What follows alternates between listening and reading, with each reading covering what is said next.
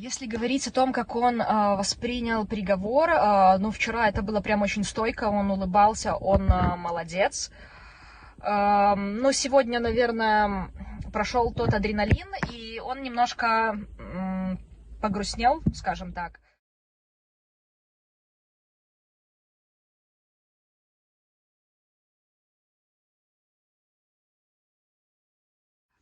Первое, что мне сказал Игорь, он улыбнулся, он был очень рад, что увидел меня. Наверное, первое сказал не Игорь, первое сказала я. Я спросила у него, все ли у тебя хорошо после вчерашнего приговора, после, так скажем, того, что ты мне сказал там, в зале суда. Я скажу сейчас то, что он мне там сказал.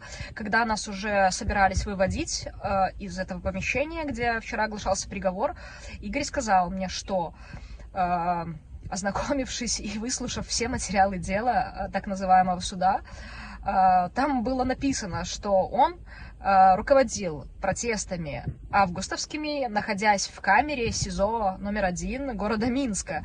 Возникает немножко странный вопрос. Кому это могло прийти в голову вообще?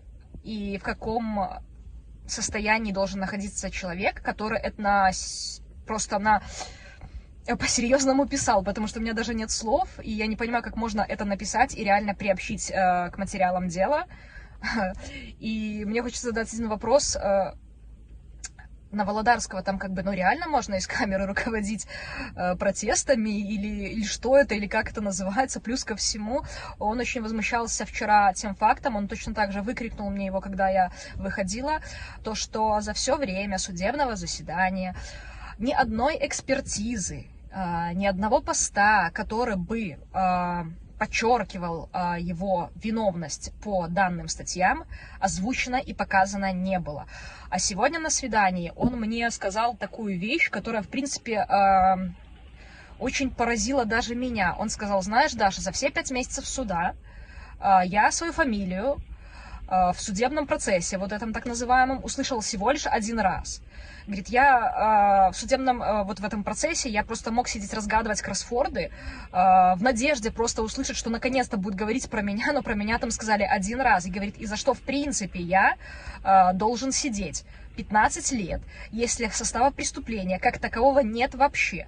И становится предельно ясно, почему суд был закрытым, почему суд был в СИЗО, и почему туда никого не пускали. Да потому что там пустое обвинение, и материалы дела, я не знаю, написаны в каком бреду и в какой агонии, если человек, находясь в камере СИЗО номер 1 на Володарского, управляет августовскими протестами. Но, ребят, это позор на самом деле, гигантский просто, какой только может быть. Поэтому вот такие вещи он мне сказал, и я бы хотела их озвучить, и он меня попросил их озвучить, что я сейчас и делаю. Поэтому, наверное, я хочу, чтобы это знали все, потому что это долго-долго скрывалось, потому что никто не может знать то, что происходит в закрытом судебном заседании, но вчера ему удалось это рассказать, плюс ко всему сегодня на свидании он мне тоже об этом рассказал. С кем Игорь сидит в камере? Конкретно я не знаю, по каким статьям сидят люди, знаю точно, что политических там нет. Я у него спросила: Игорь, как у тебя дела, как сокамерники? Сегодня он сказал: Даша, все хорошо, то есть, никаких конфликтов у нас не возникает. Работники СИЗО, я точно так же сегодня задала этот вопрос: как к тебе относятся и что не так, если что, просто сейчас прям говори мне, и мы будем это решать. Он сказал, что никакого давления после вчерашнего приговора на него не оказывалось. Единственное, что меня очень насторожило и разозлило, это то, что он уже 2 раза пишет заявление на медикаменты, но врач, вот этот вот, который в СИЗО находится, не хочет его подписывать.